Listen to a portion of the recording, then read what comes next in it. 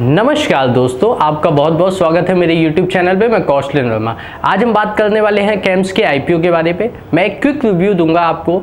इस पे हम जानने की कोशिश करेंगे कि कंपनी के फंडामेंटल्स कैसे हैं, कंपनी कैसे काम करती है, कंपनी के काम करने का मोटिव क्या है, और कुछ बात करेंगे IPO की जो डेट्स हैं वो क्या हैं, साइज़ क्या है, और लास्ट पे हम देखेंगे कि हमको IPO लगाना चाहिए या अवॉइड करना चाहिए, और अगर हम लगा भी रहे हैं तो हमारा मोटिव क्या होना चाहिए, लॉन्ग टर्म के लिए लगा रहे हैं या सिर्फ लिस्टिंग इन के लिए।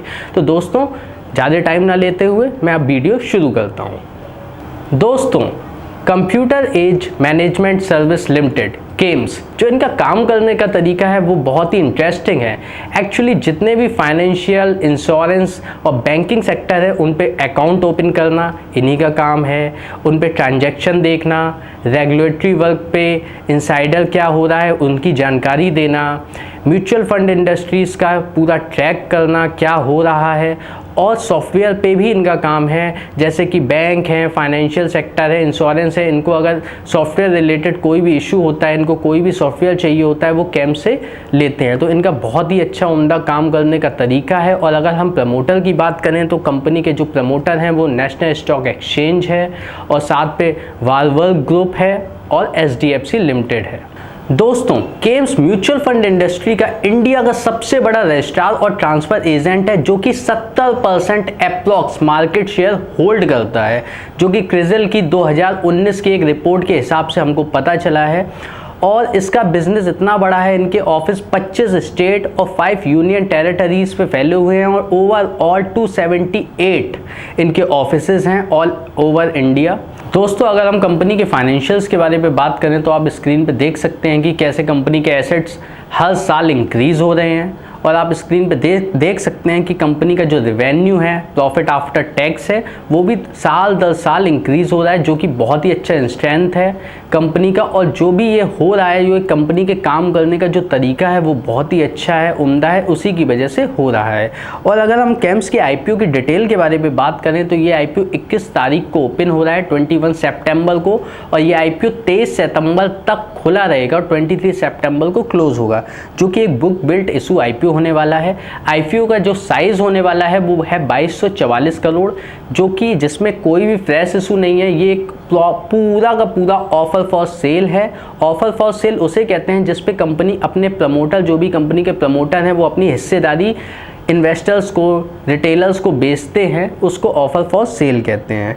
दोस्तों, अगर कंपनी की फेस वैल्यू की बात करें, जिसकी फेस वैल्यू है सिर्फ 10 रुपये, और अगर IPO प्राइस के बैंड की बात करें तो 1229 रुपये और 1230 रुपये ये IPO प्राइस है, जिसका कट ऑफ प्राइस है 1230 रुपये, जिस पे हमको एम्प्लॉई को जो डिस्काउंट मिलेगा वो 122 रुपये का डिस्काउंट मिलेगा। जो भी केम्स के एम्प्लॉई हैं, अगर वो इस IPO को लगाते हैं, उनको 122 रुपये का एक्स्ट्रा डिस्काउंट मिलेगा। और कंपनी का जो मार्केट लॉट है वो 12 शेयर का है, कंपनी BSE पे लिस्ट होगी। और अगर देखा जाए, हम लोग 21 तारीख को IPO लगा सकते हैं, 23 को क्लोज हो जाएगा, लेकिन जो अलॉटमेंट डेट है वो 28 सितंबर को ही है। टोटल 21 सितंबर को IPO खुलेगा, 23 सितंबर को बंद होगा, और अगर हमको शेयर अलॉट होंगे वो 28 सितंबर को हमको अलॉट होंगे। लेकिन अगर अलॉट नहीं होते हैं तो 29 सितंबर को वापस रिफंड हो जाएगा अमाउंट, और 30 सितंबर को आपके डीमेट अकाउंट पे शेयर आ जाएंगे जिनको भी अलॉट होते हैं, और 1 तारीख को कंपनी लिस्ट होएगी बॉम्बे स्टॉक एक्सचेंज पे। अगर हम बात करें कंपनी के इन्वेस्टर साइज कैटेगरी पे किसके लिए, किस इन्वेस्टर के लिए कितना कंपनी ने पोर्शन किया है, तो QIB के लिए 50% है, NII के लिए 15% है, और रिटेल इन्वेस्टर के लिए 35% है।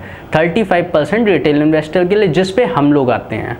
दोस्तों, रिटेल इन्वेस्टर 2 लाख से ज़्यादा का अमाउंट नहीं लगा सकता है, वो 2 लाख से कम ही लगा सकता है। लेकिन अगर हम लॉट साइज़ और प्राइस की बात करें रिटेल के लिए, हमारे लिए, तो हम मिनिमम 1 लॉट लगा सकते हैं जिस पे 12 शेयर होंगे, और जिसके लिए हमको पैसे चाहिए 14,760 रुपये।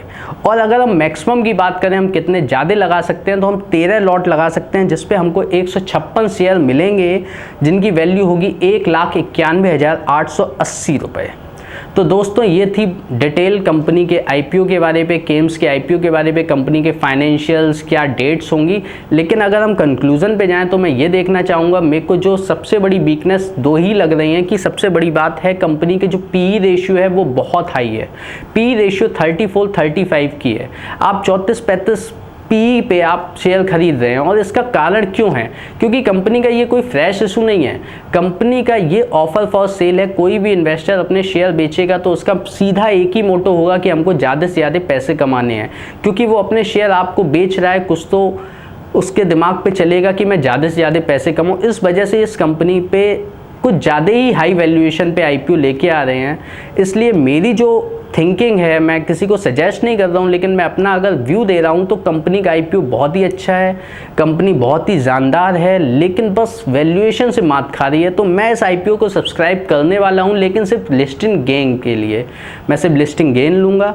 आगे चल के अगर मेरे को केम्स थोड़े कम वैल्यूएशन पे मुझे अवेलेबल होगी तो मैं लॉन्ग टर्म के लिए ज़रूर इस शेयर पे बाई करूँगा। थैंक यू दोस्तों। अगर आपको रिव्यू अच्छा लगा हो तो ज़्यादा से ज़्यादा लोगों को शेयर कीजिए, चैनल को सब्सक्राइब कीजिए और बेल आइकन दबाना ना भूलिए। थैंक यू दोस्तों।